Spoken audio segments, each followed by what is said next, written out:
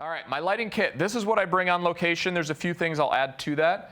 I generally bring 4 lights. Like I said, I don't use more than 3, but I like to have a backup in case something happens, in case, a flash tube breaks, I drop something, whatever. I always like to have a backup in the bag.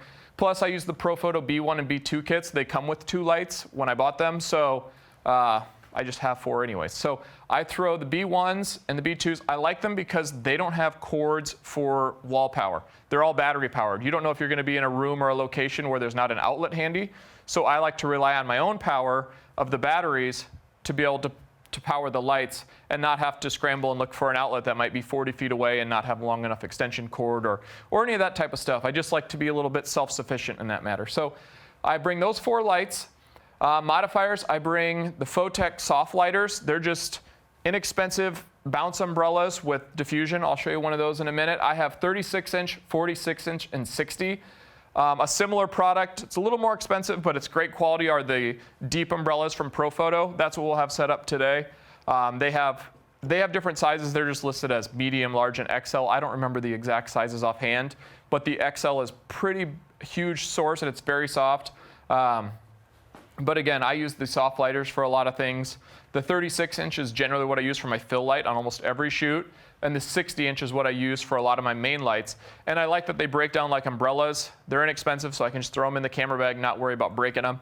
And when it comes time to setting up, you're not dealing with rods of a softbox thinking you're going to poke your eye out or anything like that. You can just pop them open like an umbrella and you're set to go. Again, I've said it multiple times, a strip box with a grid. A 1x3 is preferable for me because of its size.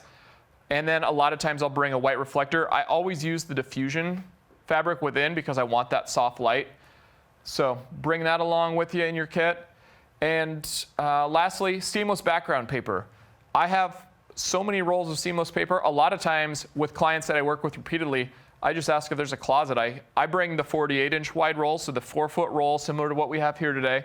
Generally, I just bring white because you can make white white or you can make white gray pretty easy. And with how much I cut people out from backgrounds, it's just a solid color to work with. And I know how to light it. So I always bring a roll of that. I can throw it in my car, or again, like I said, multiple of my clients, I'll email them before. I'll say, do you still have that background paper in the janitor's closet? And they'll say, yep, it's there. So I just get there, unroll it, and then it's one less thing to have to bring with me. And then I bring a background stand for that as well, or a C-stand with an arm, because with a 48-inch roll, you don't need a full background stand. You can usually just get away with putting it on the arm of a C-stand and put a sandbag on the bottom, and you're good. And then lastly, my laptop and my tethering cable. Tethering, I used to not shoot business portraits tethered. What I found out was nobody knew what they looked like. At the end of the shoot, I'd get a call 2 weeks later. Oh, well, Jim doesn't really love his photo. He doesn't like how his tie looked. Well, he would have known that had he been able to see the photo tethered. So I started shooting tethered to capture one. And since I've done that, I've had to do a lot less reshoots.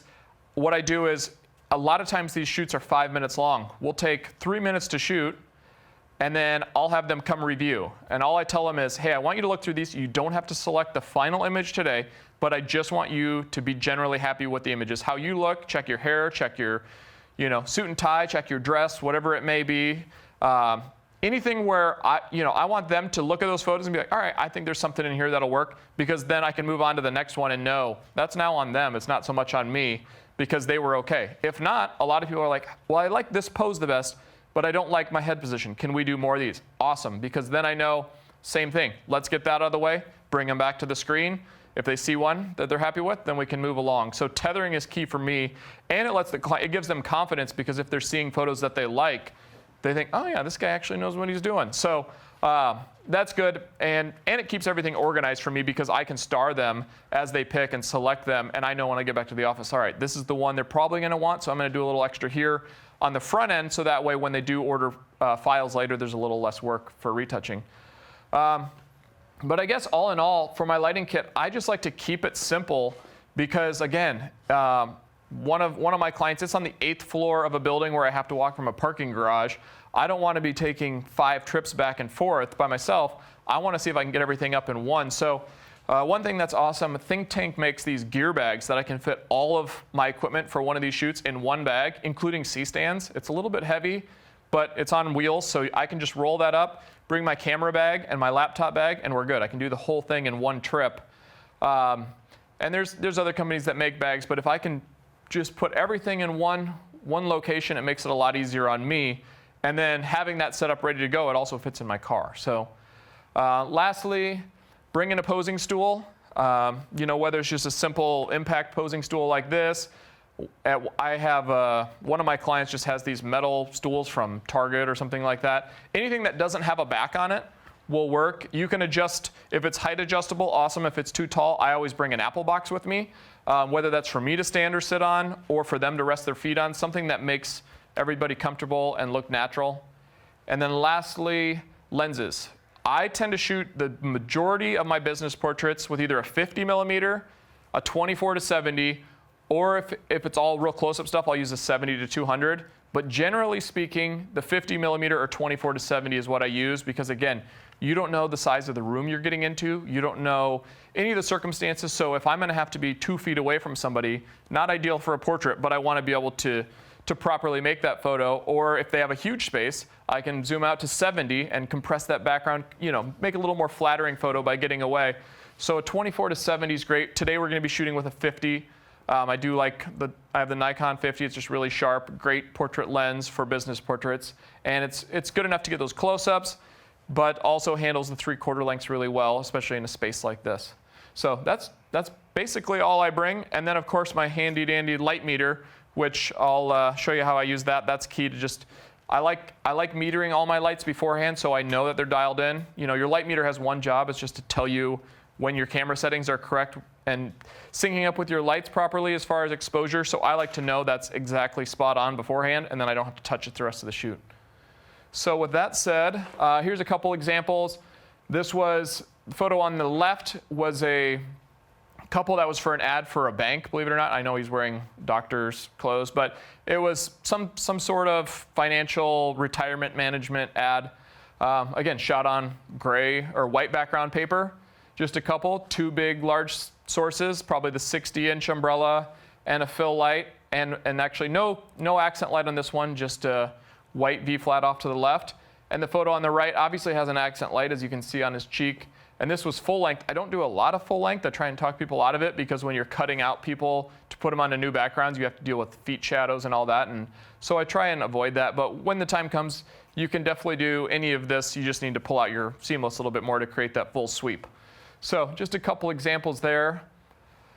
So what we're going to do next is I'm going to go over the couple lighting setups. So we're going to bring in our model here in about a minute. And we're going to do a 1 light with a nice big soft main light and a white reflector. So this is an example as if you don't have all the equipment or you don't have the space. One real life example of this is, and not all my clients are bankers and attorneys and all that. This was actually a heating and air conditioning company. What they were doing was they have 25 techs who go out to your house, service your heating or air conditioning unit, fix things, all that type of stuff, installs.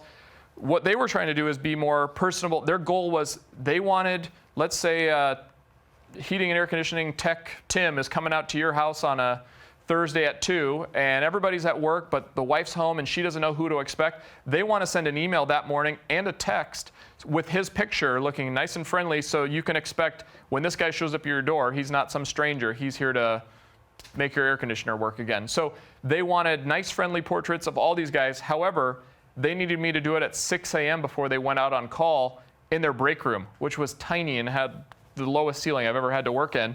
So this was an example of where I didn't know the size of the room beforehand, but I was only able to use 1 light because of the space. So I just used a big umbrella and a white reflector. It was just a piece of foam core, and that was it. So we're going to do something like that to start so you can see it doesn't have to be complex. You can get great results from a really simple setup.